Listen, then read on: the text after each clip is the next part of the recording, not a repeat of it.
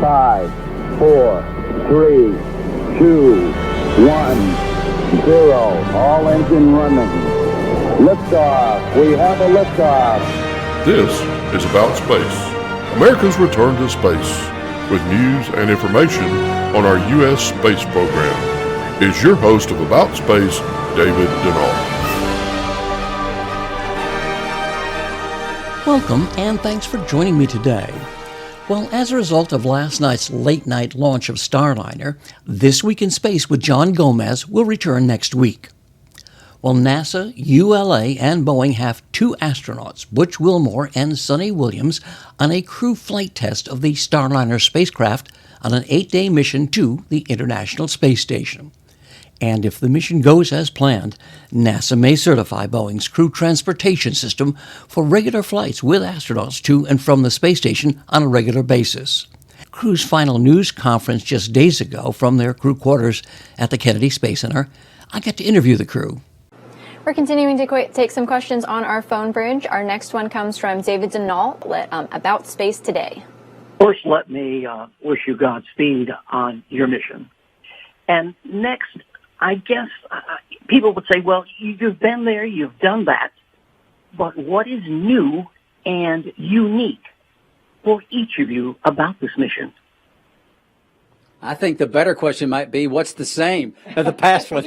There's so much new. Everything is new. Everything's unique. The spacecraft itself, the way it flies. Both Suni and I flown a capsule before, the Russian Soyuz. But this spacecraft, the Soyuz gets you to space and gets you back to Earth. But this spacecraft will do that. And again, like I said, with pinpoint accuracy in all of its modes, the Soyuz doesn't even do that. The Soyuz has a ballistic mode where basically it comes back in the atmosphere in a ballistic trajectory, meaning it's not really under control, but it lands 400 meters shy of the target. As an example, the space shuttle, of course, was a lifting body, and it's completely different than flying a capsule. It only lands on land, on a runway. So when you do your deorbit burn, you got one place that you can make it. And that's not the case with a capsule. The black zones, on the shuttle, there were many what we call term black zones, where if you had specific failures in certain parts of the trajectory as you're, getting into orbit, you could not survive. You would not survive if you had certain failures. This spacecraft does not have those. It had black zones on entry before we refined that backup mode I mentioned, and now those are gone. So completely different, much different, much more difference than similarities in what we've done in the past. And one other thing I wanted to add with that one's pad aborts, right? So we can abort from the pad all the way up through orbit. So that capability is great, and we're on the tippity top end, so we'll be okay. Not going to say that ride's going to be super calm, but we'll be okay.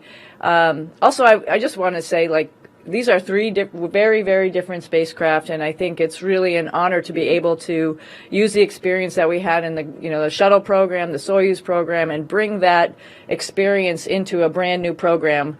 Sort of like I was talking about earlier, hopefully the decisions and the thought process philosophies that we have worked with our engineers making the spacecraft and creating the operational concepts are legacy from those other two programs, and trying to make the best of the programs that we've experienced before. So why do the same thing twice? Let's do something different every single time. Starliner crew members Butch Wilmore and Suni Williams. Remember to listen this Friday for America in Space with Dawn Meyer, and John will be back with This Week in Space next Tuesday. I'm David Denault, and this has been About Space Today.